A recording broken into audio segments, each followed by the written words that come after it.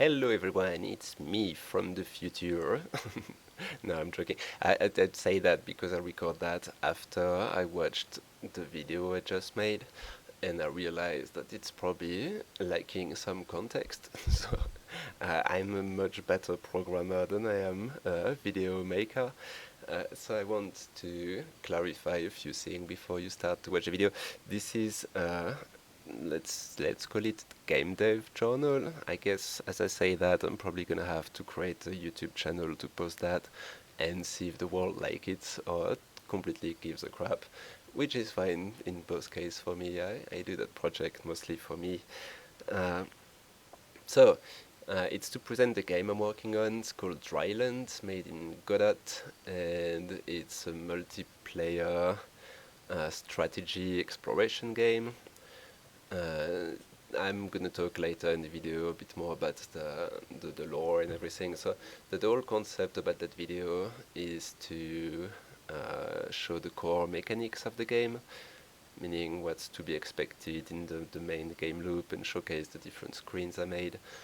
Mostly what I want is to show the different people who are following the project some feedbacks, as I have been pretty much quiet for the last 2 years probably. Uh, like, life is life's complicated, and game development's complicated too.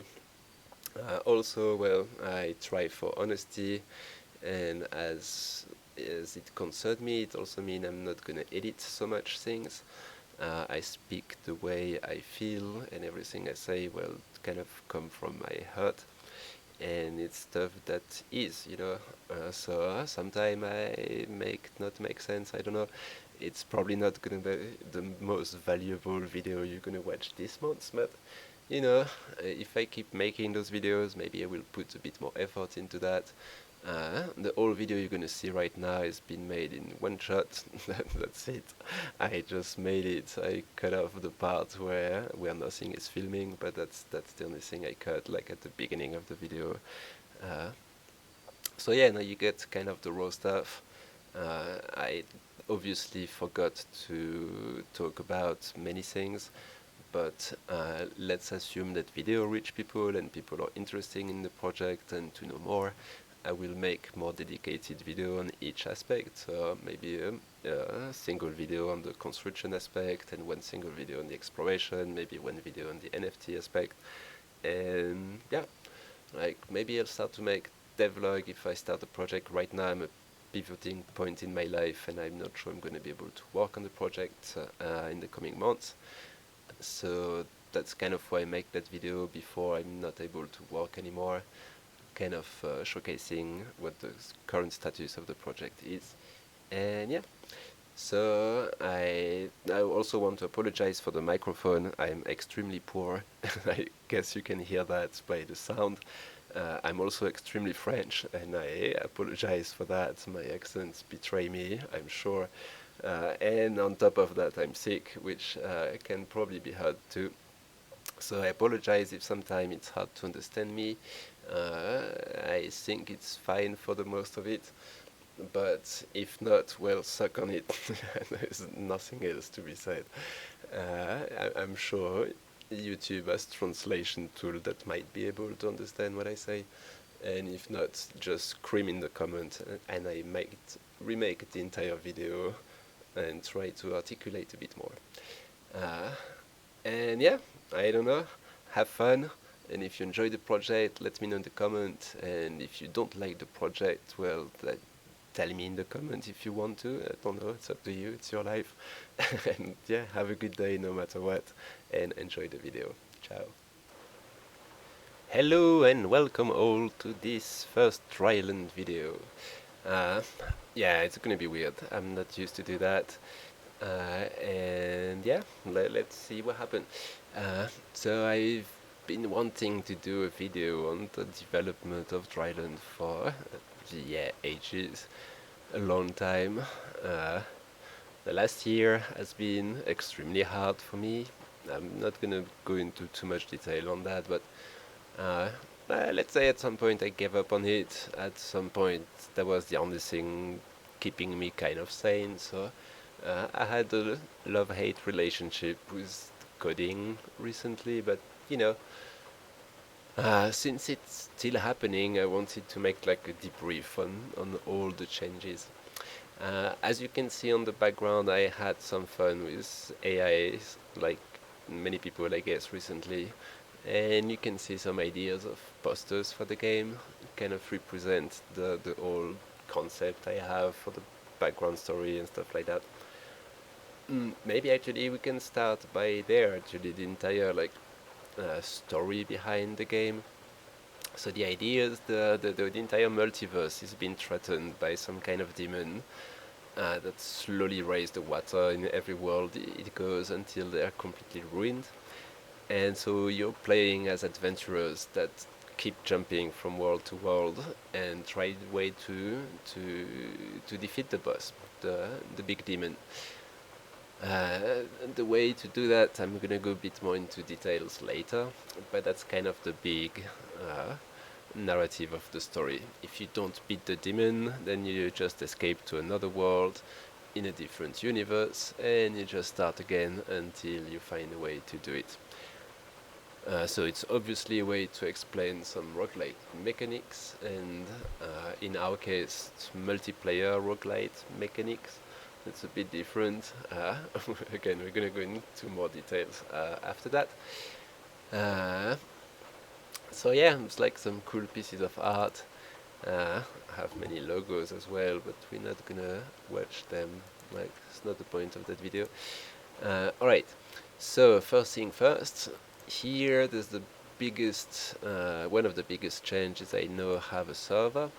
So the server is made of three different entities. There is the authentication server, the login server, and then the game server itself. And all those three, it's kind of hard to explain what they do quickly. There is, if I'm not saying any mistake here, that is like, if you understand server-client relationship, that will make a lot of sense. So is your game client, that's the first server which the client is connecting. This one is itself connecting to the authentication server, meaning the client and the authentication server will never directly connect. That's for security reasons.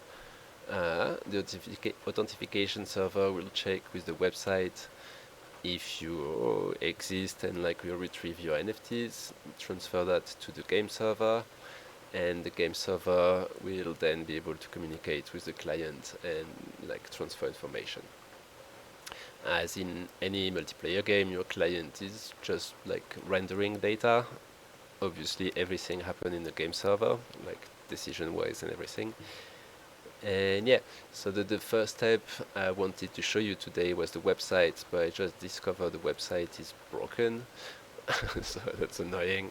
I imagine something in JavaScript updated and like I have to update the website, but that's like not something I'm gonna be able to do right now. So I can see in the background that it's still working kind of right, like it's finding all my NFTs and everything, but when it's trying to render them, then there's an error. I will take a look at that eventually. Anyway, the point of the website is it's a platform where you can so create your account and then kind of connect your NFTs with the, like link your NFTs with the game. So what it means is you have a page where you can choose your current team that you want to bring with you in the world, and then you can join a world, and that's pretty much everything you will do on the website. That's mostly because all the NFT relationship, security-wise and everything, is much easier to handle in a website than it is to do in a game engine, at least for the moment.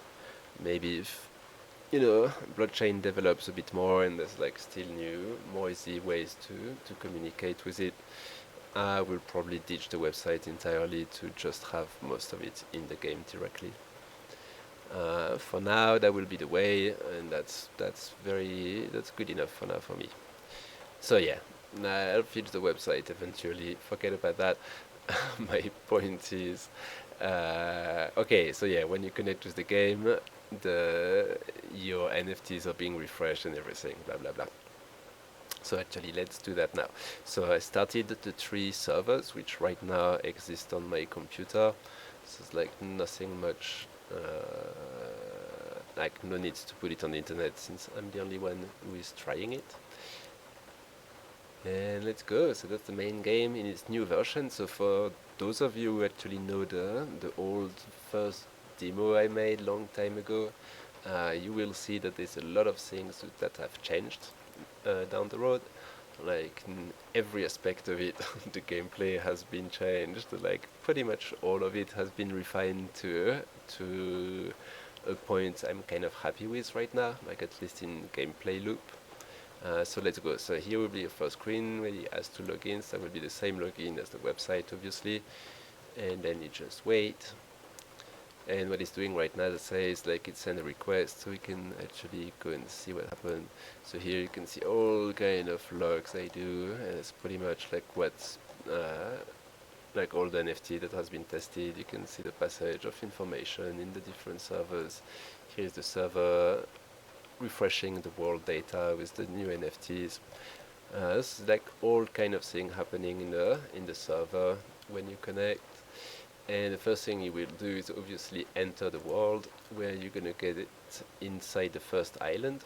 So as you can see, this island I've been doing some discovery already, but the whole process is at for the first player who connect, at least all the tiles will be undiscovered, and then the first part of the adventure is to explore a bit the tiles. So for example, we can go to here and forget that button, it's just to take the night attack. So we can explore the tile, and what happened there is we're going to be presented with some choices for tiles, and we're going to be able to place them. So obviously every tiles have different resources production, and we'll come back to that eventually.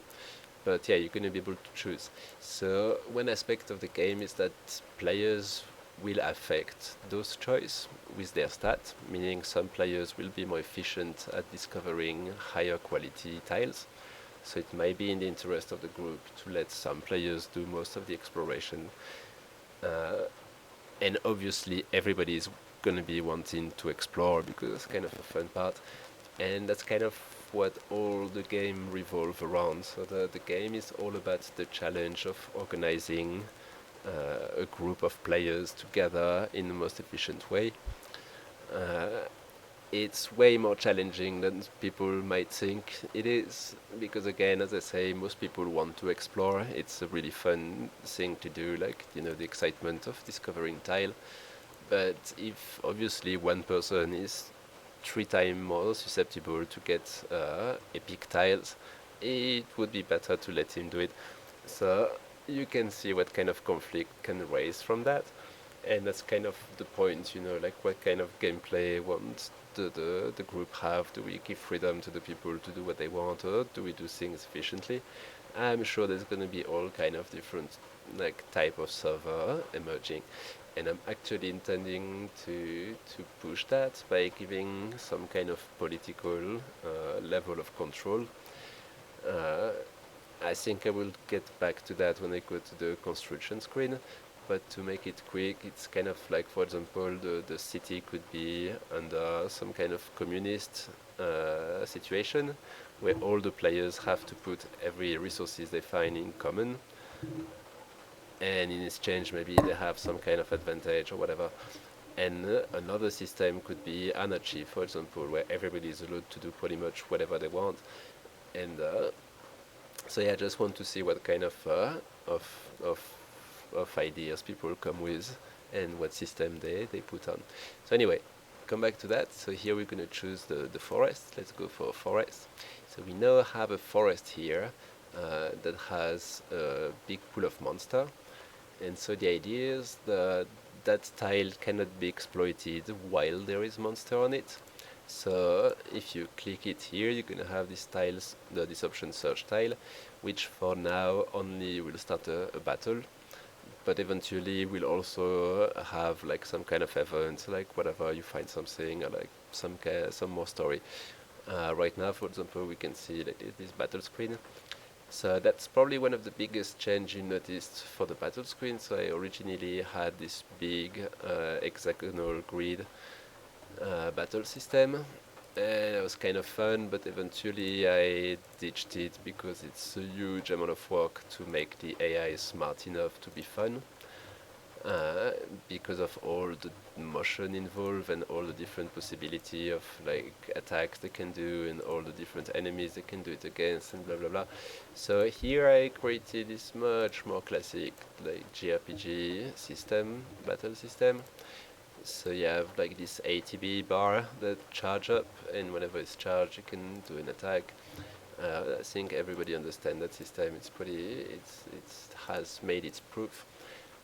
And most importantly for me, it's much easier to code because nobody is moving. So that's mean like I can focus more on the I don't know, the strategy of the combos and like the different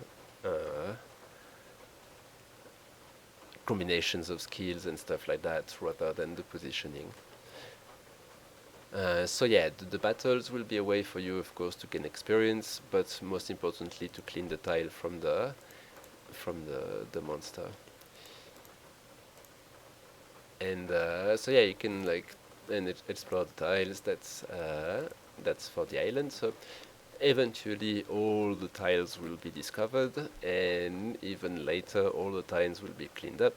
And when a tile is cleaned up, or if it's the main city like here, you're gonna have this new option called construction. So the construction is pretty straightforward.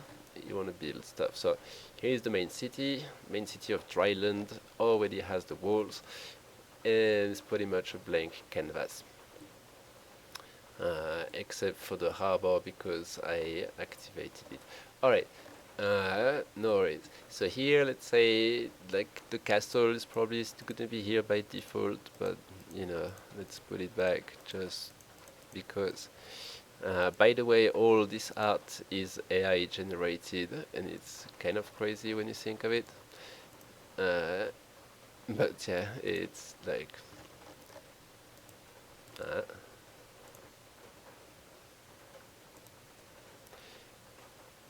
Alright, so that is a bug. Stuff like that happened. I'm gonna cut and figure what it is, and I'm gonna come back just after that. Alright, so we are back, and let's go back into the game. Sorry about that. Bugs happened all the time. Not joking. Okay, let's connect again. Those dancing cats, you have no idea how many times I've been staring at them. Alright, let's go back to the world. Okay, so we were there where we go into the construction mode, that's into the main city, and that's what it should look like. So no harbor, that's the way it should be by default, only the main gate, and probably the castle will be built by default, so we can fix that and put the castle there. So the way the construction screen is gonna work is not 100% totally defined in my head. I don't have many examples I can take from because city builders and multiplayer usually doesn't go hand to hand. So that's kind of where the political tweaks can happen. For example, sorry. I'm a bit sick, as you can hear, and my ear was totally plugged, so I just unplugged them. That was really nice. Okay, so first let's admire the quality of AI art design. Something a bit messed up if you look a bit closely. Stuff don't really make sense, but I'm still genuinely impressed by that. So by the time I finish the game, I'm sure I'm gonna be able to do like amazing, very high quality art. So that's one good thing. So yeah, for example, we could imagine a city. So again, imagine one city, so one world, one server.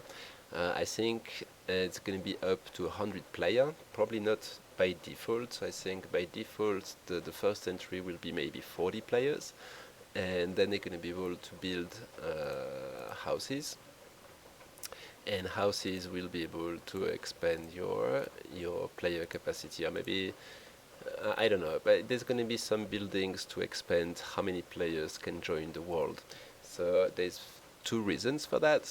I want to give the players some kind of control on how much players are in the server. So meaning I can imagine people preferring to play with less players, but with people they know and trust, rather than with more people, but people that might end up being a problem. Because once again, this entire game is really focused on the dynamic surrounding a group of players. Let's take an example. So here I've put the 3 different levels of house I have for now. It's like first level of the house, second level, and third level. The way it works is that one player can use resources, whether it's from the town or its own resources, to upgrade his house. And that will give him personal advantage. So it's going to give him a better defense in cases if the wall gets broken by the attack. Then whoever dies is calculated by your personal defense. So the first to die will be the people with smaller houses. So that's, for example, one of the benefits to have a bigger house. And people doing that are more likely to seek the rewards you get by being the last survivor. So being the last survivor will bring benefits to you, and that's kind of a vicious trick of the game to push people to play that way, so they get benefits out of it. But that will very likely create you a bad reputation, because usually the way to do that will be to the detriment of the city buildings. Meaning if you take resources to build your house, then maybe we won't have enough resources to build something important, and therefore you understand the dynamic. So it goes the same way with the choice of buildings you want to build, since the way resources work is every day you get resources based on the tiles you have discovered and the buildings you have. So for example, here you can see these 3 patches of wood. They are resources. So here we have the woodcutter. So the woodcutter by default, I cannot place it anywhere I want. It has to be, so you can see it's in red. The red overlay doesn't work all the time, the building placement do. Okay, so if I put it close to a tree, then it's going to be happy. So here I could place my woodcutter, and let's say I have my woodcutter, then it's going to start to produce wood resources. Then wood resources, you're going to be able to transform into planks, etc. That's very classical city building system. The main thing again is since, let's say you live in an anarchic server, so meaning everybody is allowed to do pretty much anything, that would mean everybody would be able to build in the town. So if people don't really think about it very true, that means you can end up with a very poorly designed map with useless buildings, or too many of useless buildings, or not enough of the good ones, or whatever.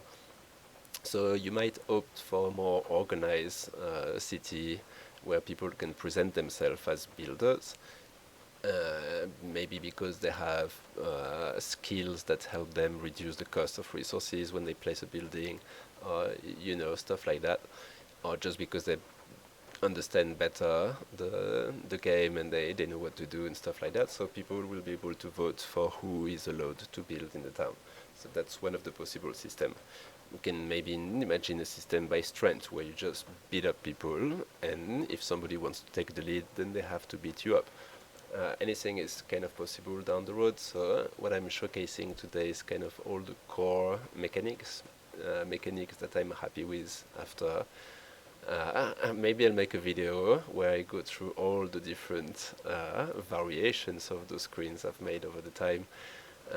There's one version of that construction screen which is actually in 3D with like 2.5D assets and stuff like that, which was kind of fun, but at the end of the day I really like 2D art. I don't know, the level of detail or atmosphere you can get from 2D art for me is hard to compare with 3D assets. So yeah, I've went for 2D in the end. Like I don't know, I like 2D way too much. And yeah, again, like those AI generation tool are only gonna get better with time. So I'm really curious of what kind of really cool design I can get in a few months or a year or whatever. So yeah, at the end of the day, good old 2D isometric system. Here the walls are purely cosmetics. They just represent the limit where you can build. That forest the same. They're not resources you can harvest. The resources you can harvest are those guys. And for those who paid attention, here we had a forester. So the forester is obviously somebody who's going to help refill those resources, while the woodcutter is on the other side depleting them. So there will be balance to find. You can obviously upgrade your buildings so they can be more efficient, and research some things so you can also make them more efficient. Uh, like that whole system is very classical, I think. So yeah, that's the first part. That's the town building. So that will define the buildings you have in town. So mostly there's going to be research building or production building, but also as we speak about the everybody will have a house. So when you join the game, you will automatically be able to place one of these tiny houses wherever you want. And then you, if like again upgrading it as you see takes space. So let's assume people have been building the house really close together, and then they decide to upgrade. That's not going to be an option. So I'm not sure how I'm gonna play that. Maybe when you upgrade, you just simply put a new house somewhere, and then your house is either destroyed or like available to rent or to scavenge or something like that. Not sure yet. Or maybe just I make it that you cannot upgrade your house if you're too close to other people. That could also be a mechanic. That's something we'll figure out down the road.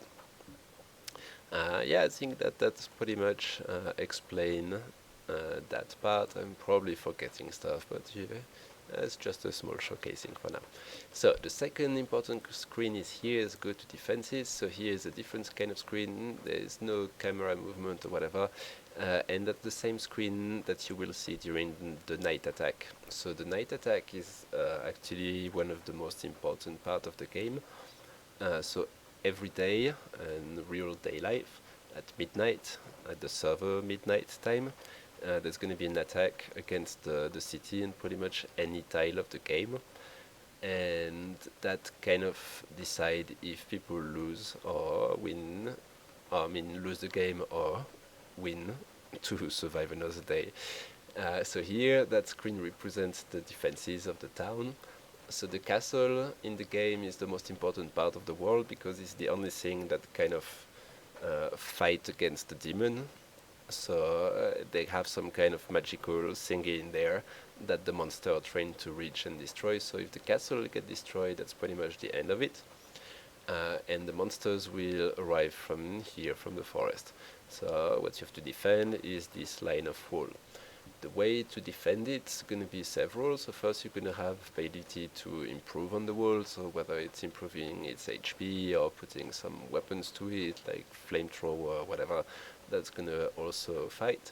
And good old towers, you know. Uh,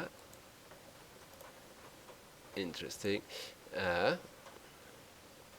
I'm pretty sure I know why that's happening, but I wasn't expecting it. Alright, so I think I'm gonna be back in a second. Just let me fix that once again and see you very soon. And we are back again into Dryland. So it's funny, you know, when you fix a bug and you create other bugs because of that, that's exactly what happened. So anyway, let's go back to the construction screen. We already talked about that, so whatever, let's go to defenses. And now we should be able, yeah, to place towers. So the quantity of towers is limited. You cannot put them outside, you have to place them inside, and obviously like in here. So placing towers is important. You might want to optimize the space at maximum, or you're gonna have probably to destroy them and remake them later. There's only one tower right now, like I didn't push it too much, I'm just prototyping the concept. The only thing we can change is the targeting from random to closest target. So let's put half and half. Actually, let's put all of them, and I'll show you the the change when we see the combat screen. So now I've put my towers. What we can do is go back to the world map, and we can test the night attack. So normally, again, that will happen every day at midnight server time. So the server time is always going to be shown in your game. So right now it's my computer time, but that doesn't really matter. Anyway, at midnight, you better be inside the town, because anybody who is inside the tile outside will be attacked by hordes of monsters, and unless he has skills that are really dedicated to that, there will be sets of skills to survive outside, to hide technically outside while the monsters are attacking. And unless you have those, well, you're more likely to be dead. So that's one of the big part of the dynamic, is that to force players to actually at least take their player back in town if they went out during the day to explore, and yet don't forget them outside. So one of the dynamic will be that you can stay in a tile and kind of scavenge it. So that scavenge will happen every, like, let's say 1 hour, 2 hours. So that will probably be affected also by the stat of your player, and that's a good way to find like rare resources to take back to town. But again, the risk is you do that and you, I don't know, you go to a party and you forget that, and next day you come back and your player is dead. So it's punitive. I'm aware of that. It's a concept I took from a game I really loved, and yeah, that's part of the way the game is hard actually, is because it requires focus from the player over a long time, and that's kind of the games I love personally. Like, I'm part of the, you know, first wave of MMO players that used to sweat blood to finish bosses and stuff like that. So I don't know, I take it from my own experience that the best return on investment on the game is when you have to be dedicated to it, because that's, you know, when your achievement actually was something. So for a server to actually survive for a long time and explore the map over a long distance, it will require from all the players of the team to be dedicated to it. So that's going to create a gap between the very casual servers that's probably not going to survive very long and not going to explore the map very far, but it's going to be a place for anybody to come and play, and other servers that's going to be more organized around the guilds and stuff like that, and they're going to have a much like strict organization about what to do and who is doing what, and how to proceed the best way. And I'm excited to see that. So yeah, for now, let's showcase the night attack. So night attack is like that. Monsters are showing from every direction, and your towers are shooting. So right now they're shooting randomly, but we can switch them to like focusing on the closest target. That kind of behavior has to be decided, because, for example, those towers are really fast. So the problem is, if you focus the closest target, the target is actually dead, and there's still lots of projectile going to it. So if you actually take random, we're probably going to have much better results, even though I probably waited a bit too long, but that's good. So yeah, once they kill the wall, they're going to move up straight to the castle, destroy any tower that's on their way, and start attacking the castle. So that's actually, we're going to show you a defeat in here, which is good. And yeah, castles destroyed. Here we go, we've lost. The game is not happy about us losing, that's fair enough. Let's go back. And so yeah, if the castle is being lost, then everybody has lost. And yeah, the server is closed and people will get their reward. So the reward is based on many different things. I'm not going to get in that right now. But losing is obviously not what you want. So let's see if we can win that attack. So first, let's go back to defense. So there is part of the game, so all the exploration of the map exists already in multiplayer, so in the way that it's happening on the server, and all the information are stored in the server. So that's why the tiles we've explored before are still explored. All the other part of the game I'm still prototyping, so they work locally in the machine. So that's why we have to rebuild stuff here. I don't want to make everything client server yet, because it's a lot of work and it makes testing much harder. So until I'm really happy with the mechanics, then I'm not gonna do. But right now I am happy, which is why I'm showcasing everything. Like, I want maybe a bit of feedbacks would be good, and yeah, if everybody likes it, I will start to work on a prototype demo that everybody can test. Will be good. So yeah, let's try to win that attack. Maybe we put more towers this time. Or actually no, let's do it the less, but let's change the attack mode. So again, let's put it in random. So random is much more efficient for those towers, because again, they shoot very fast and they actually hit pretty hard. So by doing random, you're way more likely to kill more of the targets with turrets like that than by targeting the closest one. That will be different for different type of towers. Like if a tower is more slow to attack, then it's going to be a bit different and everything. So here you can see there's no more monsters coming, and we're probably going to beat them before they destroy the wall. You can see we had a weak point around here, so probably we should put more towers around here, and yeah. So yeah, that's just to showcase what happened at night. So that fight nobody will have any control on. That's totally going to be decided on the server, and I'm going to make a way that that people can just see what happened. Probably not in live, but just a render of the final battle, like a replay of what happened. And eventually I want to make a system where players can actually affect the night battle. The way I'm imagining it is like, if you're a hero and whatever, you might want to take part of the battle, but on the other hand, even if there's just hundreds of monsters on screen, what we imagine is like thousands of monsters attacking the wall. So yeah, you probably not want to be outside no matter how strong you are. But I could imagine you could fight from the walls, like throwing, I don't know, fireballs or shooting at the monster or stuff like that. So I still want the players to be able to have sets of skills that can affect the night attack. So at the very beginning, it's probably going to be something as simple as like making the tower stronger, making the wall stronger, like slowing down the enemies, stuff like that. But eventually I want to get into something more visual and probably like integrate the players who want to inside the battle at night, meaning they might die from it, but they might also save the town.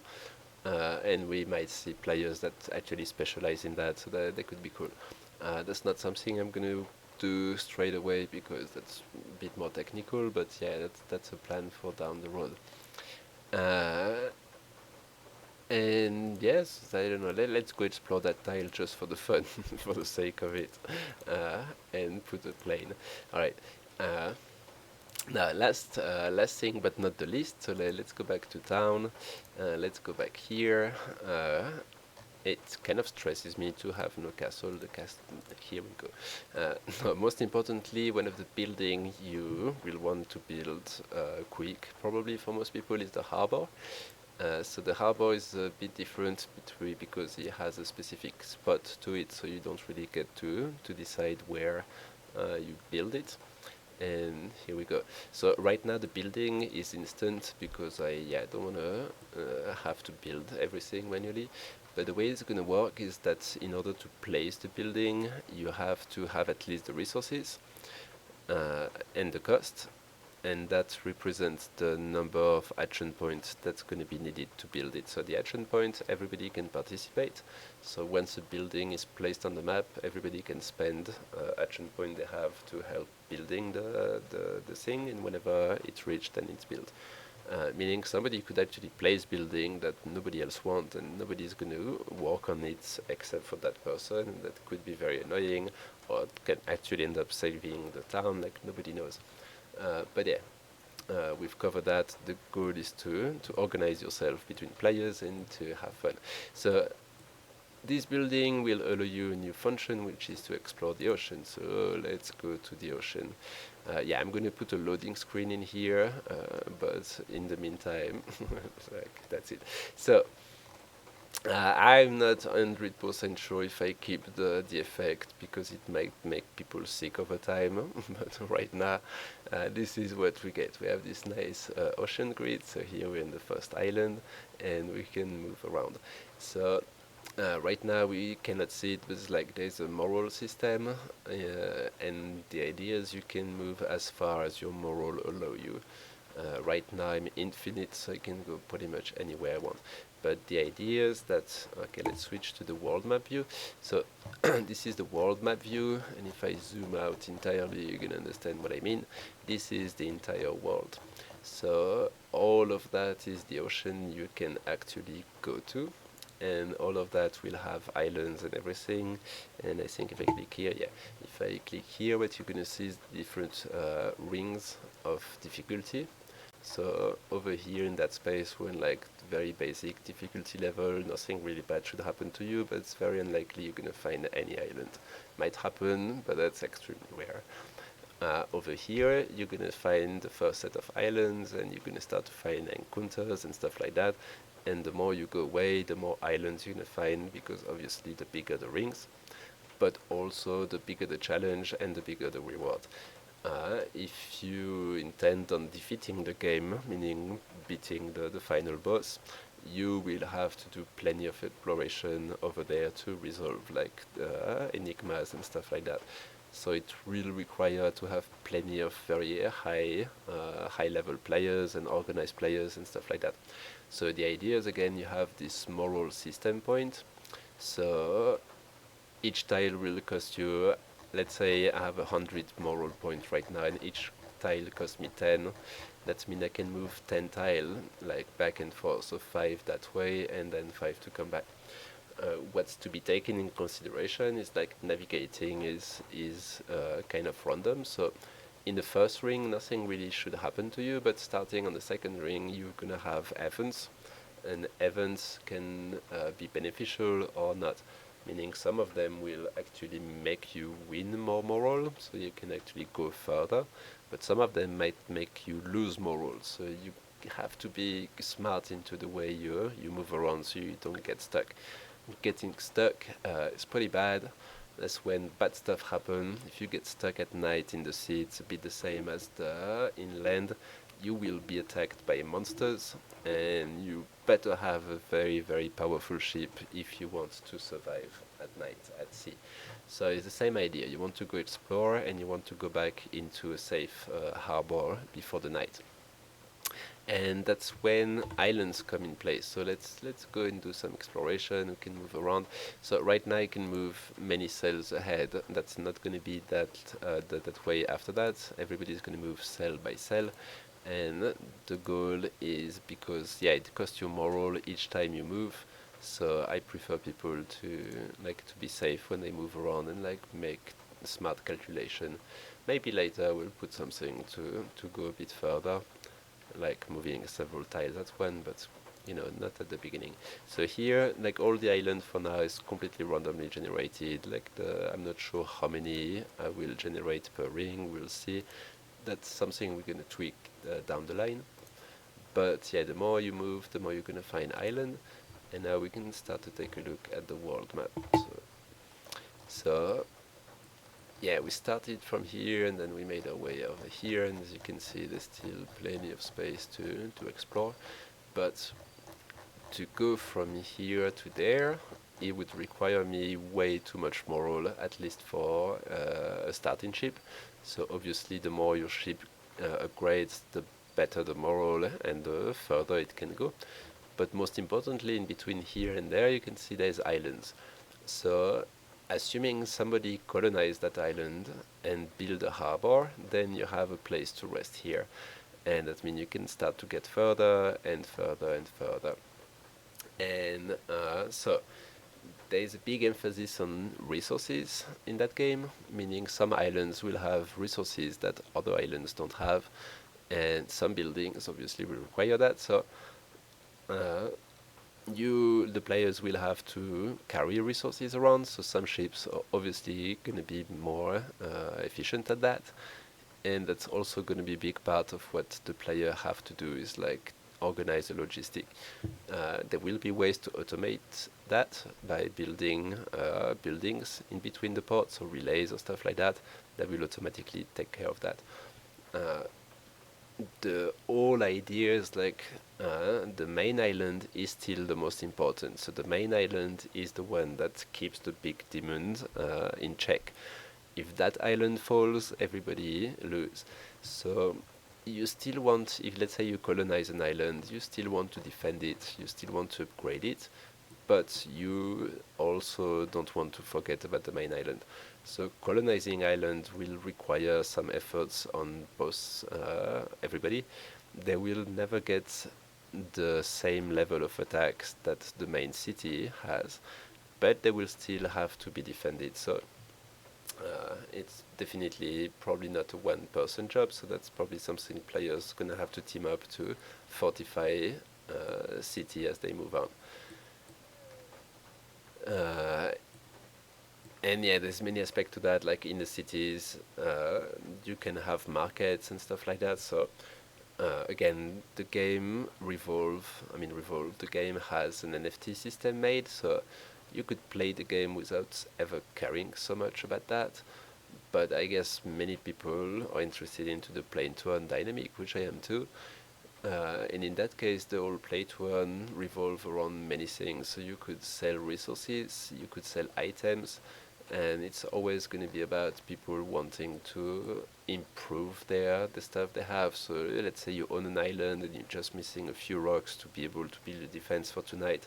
There's a good chance you will buy those rocks to somebody or trade it for something or whatever.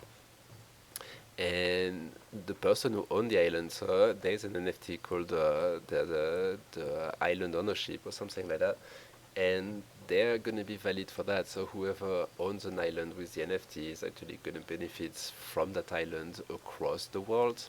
So meaning there's going to be at maximum, if I don't say, like around 400 something like islands in the world, and there's going to be 400 island ownership NFTs existing in total. So one per each island of the map. And once you own it, wherever that island ends up popping, again, it's a random placement on the map, so you might end up sometime benefiting from having the main island. And on another server, it could be that island and whatever. But the fact is, you benefit from across the servers from that island. I'm not sure if it makes sense. I'll probably make a more dedicated video on the entire NFT system. I think it's a bit more a part topic. And yeah, I think that was it for the all the main loop of the game. So again, the loop is you find islands, you explore them, so you start on one already, and you explore it by uncovering the tiles, and you generate resources, and inside the town you can expand the town's building, and you have to survive the night attack, and obviously you have to fight. So ship fights are going to be more or less the same as the fight we saw on land, except that instead of your players, you're going to have your ship fighting against enemy. And different crew members you have are totally going to change the capacity your ship can use. So if your ship has a cannoneer, you're not going to have the same options that if your ship doesn't have one. Hope that makes sense. Alright, I think there was plenty for the moment. If you have any questions, there is a Discord I haven't been to for a million years, but I intend to try to change that a little bit. Again, it's been very complicated the last 2 years for me. And yeah, no, it definitely is not moving as fast as I would like to, but as you can see, it's still moving somewhere. And I'm starting to get pretty happy with the way it looks. I mean, that it looks, it's still all the assets I'm using are probably very temporary, and I'm not pushing too much on the how it looks. But I kind of like the gameplay loop, yeah. Now I can start to design a bit more on the system, make it more fun, start to work on the resources, the different buildings and stuff like that, which is a bit more fun to do than just you know, designing the core concept, which is actually much more tricky than people think, to make things work together in a way that's fun. So I hope you had a good time. I hope you enjoyed what you see, and well, yeah, I would like to say like and like and subscribe, but I don't have a YouTube channel right now. I can probably work on that and call this, I don't know, game devlog number 0, and hopefully it's going to be the first one of a long series. I don't know, we'll see about that. And until then, have a very good time and take it easy. Ciao, ciao.